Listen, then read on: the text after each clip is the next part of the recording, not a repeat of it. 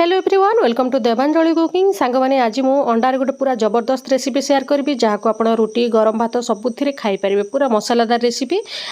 या बनैबा भी बहुत सहज आ भिडियोटी पूरा शेष पर्यंत देखिए ताहले ही जानीपारे प्रोसेसटा कौन आ भिडियोटी स्टार्ट करने पूर्व जदि आपण चैनल नुआ अच्छा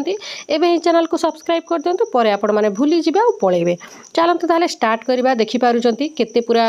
माने केते टेस्टी देखा जाउची ना पूरा भिडियोटी लास्ट पर्यंत देखिले ही तार प्रोसेसटा भल भाव में जानीपारे चलतु ताहले स्टार्ट करवा। प्रथम यहाँ गोटे बटा मसला प्रस्तुत करवा ग्राइंडिंग जार मुझे देदेछि गोटे बड़ चामच गोटा धनिया अधा चामच जीरा दे देछि आउ 5-7टा गोलमरीच देदेबा राग देखिए आप केते राग खाइबा चाहूथिबे सेतिकी राग टिके बेसी लागि थाए तापर एथिरे मु 2टा गुजराती आउ टिके कंचा लंका दे देछि आउ एथिरे अल्प टिके नडिया भी देदेबा फ्लेवर बहुत भल आसी थाए तापर अल्प टिके पानी देकी याको ग्राइंड करि नबा। आउ एठी देखंतु मु आलू को सिझेकी बढ़िया बड़ बड़ पीस करी काटिकी रखी अंडा को भी सिझे नहीं से टाइम आपन सहित क्लिप शेयर करूनी अजथारे टाइम हम बोलिकी तापर आम कढ़ई में तेल देदेबा मुझे सोरिष तेल यूज करुच्ची आपड़ चाहिए रिफाइंड तेल भी यूज करेंगे अल्प टिके डालचीनी एथिरे पकईदेबा सुंदर बास्ना दब तापर टिके तेजपत्र को एभलिया फाड़ फाड़ कर पकईदेबे तापर एथिरे अल्प टिके अदा को आम 1 इंच अदा को छोट छोट कर काटिकी देदेबा आ रसुण को एभलिया छोट छोट पीस करके काटिबा एभलिया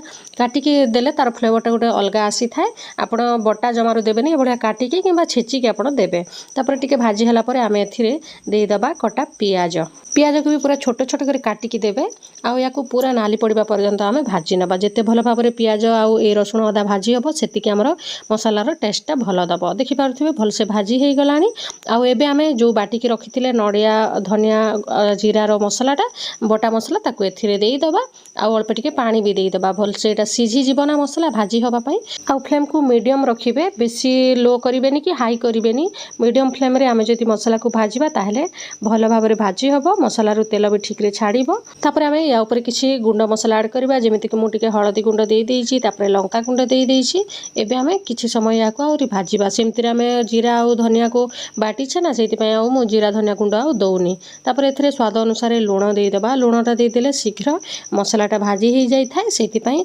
आपण जे कोनोसी समय रे भी जति मसला भाजुथिबे ताहले बेसी समय न भाजीबा पय आपण अल्प टिके लूण पकई देबे ता द्वारा ठीक रे भाजी हे जिवो शीघ्र देखि पारुथिबे केमति पूरा तेल बाहरी आसिलानी एई समय आमे अल्प टिके लेंबू रस भी चिपुड़ी देबा सेमति टमाटोर यूज करिनी मु आ जदि लेंबू रस नाही ताहले आपण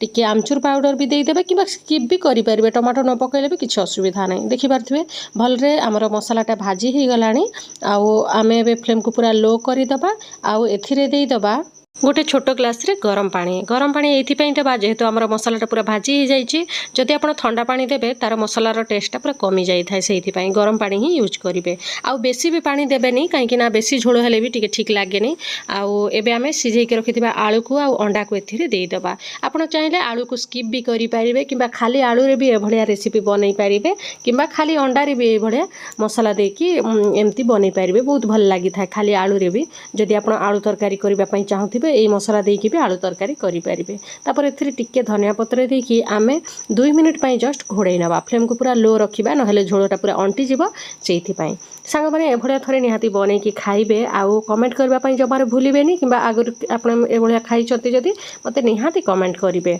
आउ आपन को अंडार आउरी किछि जदि रेसिपी दरकार ताहले मते कहिबे मु सेटा भी शेयर करिवे देखि पाथिबे हमरो अंडार ए रेसिपीटा पूरा पूरी रेडी हे गला भिडियोटी जदि भल लागिला भिडियोटी को लाइक करबा पई जमारे भूलिबेनी सांग साथी सहित शेयर करदेवे भिडियोटी शेष पर्यंत देखिथिबारु बहुत बहुत धन्यवाद।